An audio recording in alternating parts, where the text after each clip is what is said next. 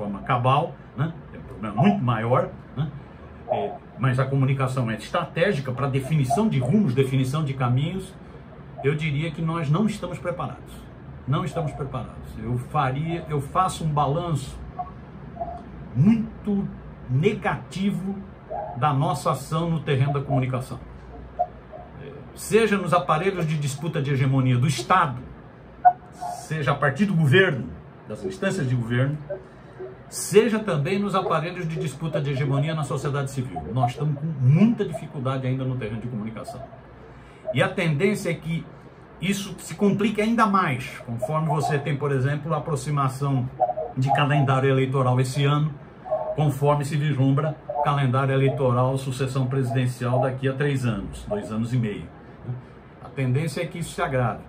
Eu acho que nós estamos enfrentando a disputa em 2 terrenos. Antes a gente enfrentava a disputa só contra a mídia tradicional, agora nós estamos enfrentando a disputa contra a mídia tradicional, a mídia monopolista, e estamos enfrentando a disputa contra o esgoto digital. E nesses 2 terrenos nós estamos com dificuldade. No caso da mídia tradicional, ela está voltando a se blocar. Ela estava dividida, ela esteve dividida durante o governo Bolsonaro, uma parte dela apoiava integralmente o Bolsonaro, seja no fascismo, na política, no obscurantismo, nos valores, no ultraneoliberalismo, na economia, e outra parte não. O Globo não apoiava, por exemplo, o fascismo na política ou o obscurantismo, negacionismo na Covid, por exemplo, né? A Globo não apoiava, teve inclusive um papel de denunciar. Agora parece que ela volta a se blocar. Um jeitinho ela vai voltando a se blocar. É só ver o editorial de ontem do Globo e do Estadão em defesa da Lava Jato e do Moro. Ela vai voltando a se blocar, vai voltando a se coesionar numa linha que é de tentativa de enquadramento do governo o tempo inteiro e batendo cada vez com mais força no governo, em áreas muito sensíveis, política externa, relação com a China, a questão da Ucrânia, Rússia, a questão principalmente do genocídio do povo palestino patrocinado pelo Estado terrorista de Israel, né? Política externa, bate para matar na política externa do governo. Venezuela, bate para matar, né? Na política econômica, é sempre no sentido da austeridade fiscal, da política monetária ortodoxa, do austericídio, sempre no sentido, então, sempre tentando conter o governo para que ele não adote uma política mais expansiva de desenvolvimento, de projeto de desenvolvimento nacional. Vide agora esse caso dos dividendos da Petrobras. Os caras fizeram, na semana em que foi anunciado que 13 milhões de brasileiros deixaram de passar fome, eles não deram destaque a isso e só deram destaque aos tais dos dividendos extraordinários dos acionistas da Petrobras. 45% deles com ações na Bolsa nos Estados Unidos e na Bovespa. Só deram destaque a isso. Só deram destaque a isso.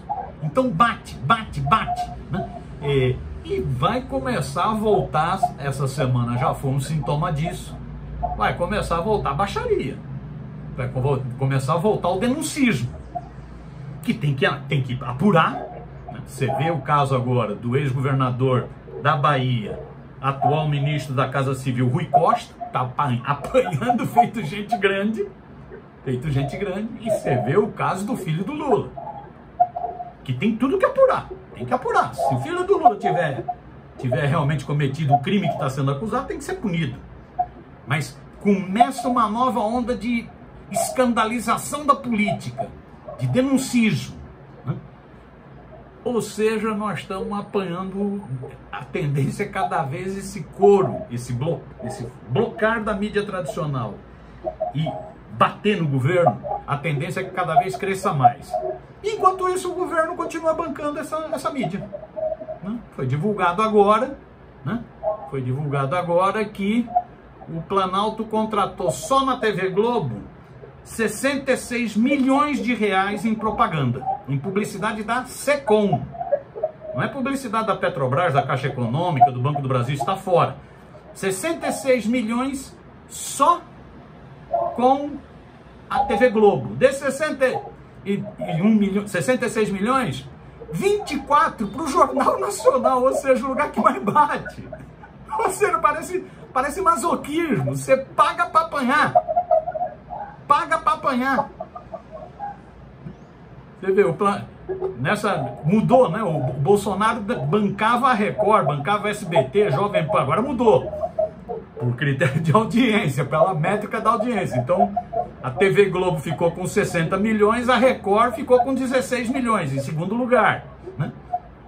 Mas é isso, tá pagando publicidade oficial para apanhar. Se eu junto toda a publicidade, não só a publicidade da televisão, mas se eu junto publicidade de televisão, de rádio, de internet, de jornais, de outdoors, tudo que o governo faz em termos de publicidade, né?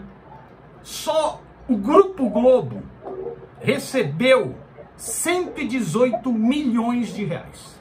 Dos 358 milhões em publicidade da SECOM, 1/3 foi para o Grupo Globo. Para o Jornal Globo, para a internet, para o G1, para a rádio, CBN, para a TV Globo, para a Globo News. Foi tudo para a Globo, 118 milhões. Né? Ou seja, o governo segue pagando para apanhar. Pagando para apanhar. Né? É uma coisa, né, interessante, deve ter alguma explicação para isso. Então, a surra continua nessa área da mídia tradicional. E nós continuamos também apanhando na área digital. Né? Continuamos apanhando. Às vezes a gente até dá o Serginho Amadeu, né, Marcos? O Serginho que fala, não, nós já não estamos apanhando de 7-1, mas continuamos apanhando. Às vezes a gente dá uma melhorada. Como o bolsonarismo fica na defensiva, às vezes nas redes digitais a gente consegue dar uma melhorada. Mas mesmo assim continua apanhando. Saiu a semana passada uma pesquisa da Ativa Web, que faz monitoramento, né, com os dados de março. A taxa de engajamento das páginas do Bolsonaro é o triplo da página de engajamento do presidente Lula. A taxa de engajamento, curtidas, comentários do Bolsonaro é o triplo do presidente Lula. O próprio Sidônio Palmeiras, grande baiano, publicitário que dirigiu a campanha do Lula, falou recentemente num seminário do PT, nós continuamos levando surra nas redes. Continuamos levando surra nas redes. Que tem a ver com algoritmo, tem a ver, né, com o que dá mais dinheiro, tem a ver com a mentira que se espalha mais fácil nas redes, mas é isso. Continuamos apanhando e esse esgoto digital ele está ficando cada vez mais ativo. Né? Na preparação, por exemplo, do ato bolsonarista da Avenida Paulista, essas redes digitais, para ativar o chamado público evangélico, pegou a questão de Israel como um mote da mobilização golpista. Então, cada vez mais baixaria. Né? Esse é o quadro que eu acho que a gente está vivendo. Né? Então, espero estar enganado. Marcos, me corrija aí se eu estiver totalmente equivocado. Vocês me puxem a orelha. Mas eu acho que a gente continua apanhando nesse terreno da comunicação, seja na mídia tradicional, seja na mídia digital. A impressão que me dá é que o governo não tem uma estratégia para enfrentar esse momento de grande tensão. Parece que a estratégia de comunicação do governo foi montada para tempos de paz. E nós estamos vivendo tempos de guerra. O governo não tem uma estratégia. Montou uma bela equipe. O Marcos conhece. Deu tempo?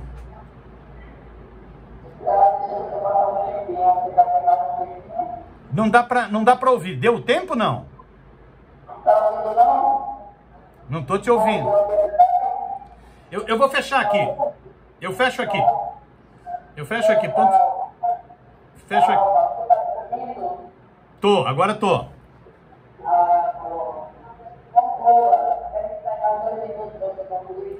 Não, eu concluo já para abrir para o debate. Já vou fechar o boteco aqui. Então a impressão que eu tenho, né, é que o governo não tem uma estratégia de comunicação para enfrentar esses tempos de guerra que nós estamos vivendo. Né? O Marcos conhece tanto quanto eu, conhece mais, inclusive. O ministro Paulo Pimenta, que é o ministro da Secretaria de Comunicação da Presidência da República, montou uma bela equipe, tem um belo time, tem lá pessoas que participam ativamente da luta pela democratização da comunicação no Brasil. Só para citar um grande amigo de todos nós, João Brant, né? A grande figura, né? Foi coordenador do Intervozes, né? Uma grande figura, conhece muito sobre o tema. Então, o Paulo Pimenta montou uma bela equipe. Há boas intenções na equipe da SECOM, né? Você conversa com a moçada. Ontem mesmo participei de uma conversa sobre educação midiática, né? Com vários parceiros para ajudar no processo de educação midiática via Ministério da Saúde, com agentes comunitários de saúde, via Ministério da Educação, né? Há boas intenções, bons projetos, belíssimos projetos, belíssimos projetos. Marcelo Branco está agora auxiliando lá na SECOM o Brasil na presidência do G20. Né? Participamos também de uma conversa com o coordenador de comunicação do G20 essa semana. Pô, ideias brilhantes, iniciativas muito bonitas. Então tem muita iniciativa boa. É uma bela equipe. Há ótimas intenções do ministro e de toda a equipe. Agora, me dá a impressão, e aí não, o problema não reside na SECOM, reside no presidente. Me dá a impressão que não tem uma estratégia bem definida de como enfrentar esses tempos de guerra que nós estamos vivendo, né? O governo segue muito acuado, o governo não consegue pautar a sociedade. Você vê aquela live do presidente, foi para Descucuia, não fazia nada, não pautava nada, né? Não consegue pautar a sociedade, né? Não consegue criar sinergia, né? Não consegue ver mecanismos de fortalecimento de outras vozes, né? Tem muita dificuldade para isso, né? Mesmo na questão de publicidade, de patrocínio, não consegue, né? Então eu acho que nós estamos com dificuldade nessa área da parte do governo. Gostaria até de ouvir o Marcos sobre isso, muita dificuldade. E acho que essa dificuldade também está presente nos movimentos sociais. Então não é só um problema de governo, não. Está presente na esquerda social e política brasileira. Na esquerda dos movimentos sociais, na esquerda dos partidos políticos de esquerda. Está presente, né? Eu acho que a gente está... Nós passamos, no caso do movimento sindical, compreensível, muita dificuldade financeira, com o fim da contribuição sindical, né? A receita dos sindicatos caiu, todos os sindicatos no Brasil, caiu de 2,3 bi para 300 milhões, né? Foi um baque violentíssimo, né? Então é real, mas isso significa que houve uma diminuição de investimentos na área de comunicação e isso nos coloca em dificuldade para enfrentar esse cenário. Voltou inclusive um debate antigo, que é comunicação encarada como gasto e não como investimento. Ah, não dá para ter gasto. Tudo bem, amigo, pode não ter gasto, só que você não vai ter luta. Você não vai ter consciência. Então eu acho que no campo popular nós estamos com dificuldade. Estamos com dificuldade para entender as novas linguagens, e aí não pergunte para mim, porque eu sou analógico, eu não sou digital. Estamos com dificuldade para entender as novas linguagens da internet. A extrema-direita dá uma surra nisso, dá uma surra. Estamos com dificuldade.